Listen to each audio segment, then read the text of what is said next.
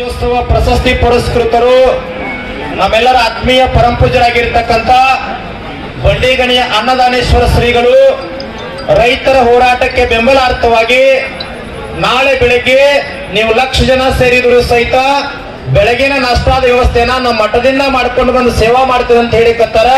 ಜೋರಾದ ಚಪ್ಪಾಳೆ ಮೂಲಕ ಧನ್ಯವಾದಗಳನ್ನು ಸಲ್ಲಿಸ್ತಾರೆ. ಎಲ್ಲರಿಗೂ ನಮಸ್ಕಾರ.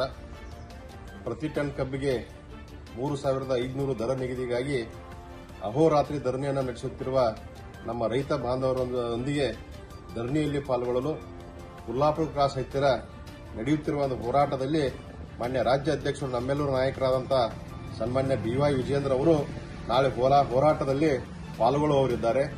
ಸರಿಯಾಗಿ ನಾಳೆ ಬೆಳಗ್ಗೆ 11 ಗಂಟೆಗೆ ನಮ್ಮ ಎಲ್ಲ ರೈತ ಬಾಂಧವರು, ನಮ್ಮ ಎಲ್ಲ ಕಾರ್ಯಕರ್ತರು, ಸುತ್ತಮುತ್ತಲಿನ ಗ್ರಾಮದ ಎಲ್ಲ ರೈತ ಬಾಂಧವರು ಸರಿಯಾದ ಸಮಯಕ್ಕೆ ಆಗಮಿಸಿ ಈ ಹೋರಾಟವನ್ನ ಯಶಸ್ವಿಗೊಳಿಸಬೇಕು. ಮತ್ತು ಏನು ಕುರುಡ ಮತ್ತು ಕಿವುಡ ಸರ್ಕಾರ ಇವತ್ತು ರಾಜ್ಯದಲ್ಲಿ ಆಡಳಿತವನ್ನು ನಡೆಸ್ತಾ ಇದೆ, ರೈತರ ಹೋರಾಟದ ಬಗ್ಗೆ ಕಿಂಚಿತ್ತೂ ಕಾಳಜಿ ಇಲ್ಲ ಮತ್ತು ರೈತರ ಸಮಸ್ಯೆಗೆ ಸ್ಪಂದಿಸ್ತಾ ಇಲ್ಲ.